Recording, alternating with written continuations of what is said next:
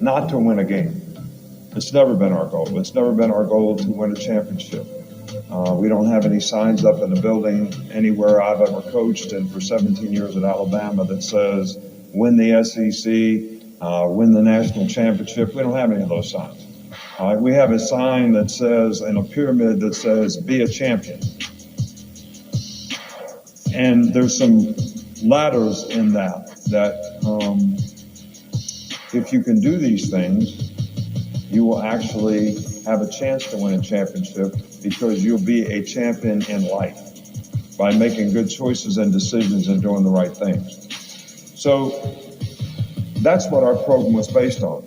How can we create more value for your future by you being the best person you can be, doing the right things, making good choices and decisions that are going to help you be successful and accomplish the goals that you have in life? How are you going to do the best that you can as a student so that you have a chance to develop a career off the field and prepare yourself for the day you can't play football?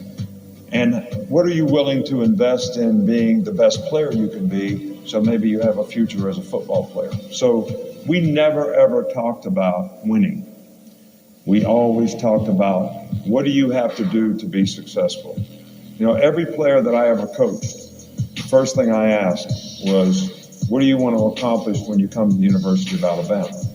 And a guy would say, I want to be a good person, I want to graduate from college, and I want to play in the NFL someday. And my next question to the guy would be, do you understand what that entails? Do you know what it takes to do those things? And most of the guys would sit there and they really couldn't give me a good answer.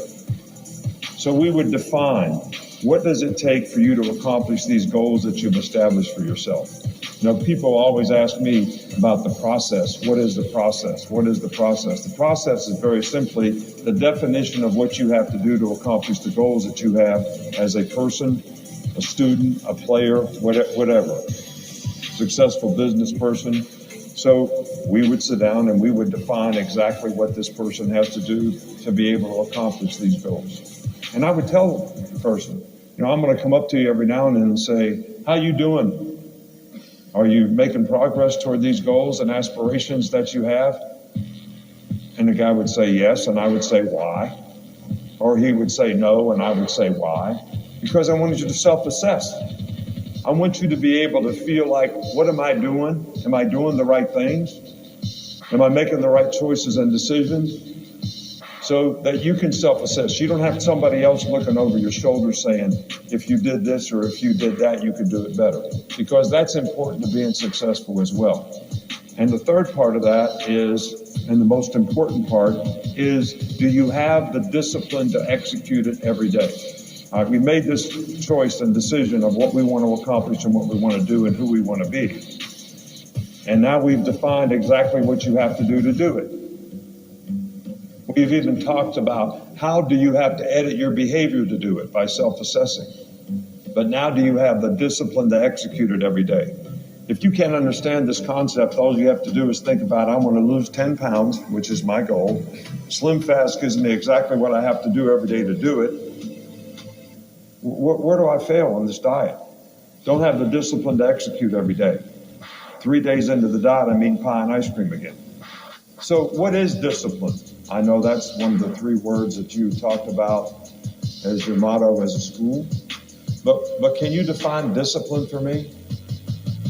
I mean, there's a lot of signs that say discipline is do what you're supposed to do, when you're supposed to do it, the way it's supposed to get done, do the right thing, the right way, the right time, all the time. And those are great definitions of discipline. But we're talking about self-discipline here. We make hundreds of choices and decisions every day that come down to 2 questions. Here's something I know I'm supposed to do that I really don't want to do. Can you make yourself do it?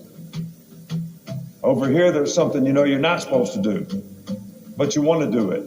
Can you keep yourself from it? So if you can make these choices and decisions correctly every day, and they start when the clock goes off in the morning. I don't feel like getting up. I don't feel like going to school today. I don't feel like practicing. I don't feel like working out. I don't feel like going to church. I don't feel like serving Mass. I went through all these things. growing up. Went through them all.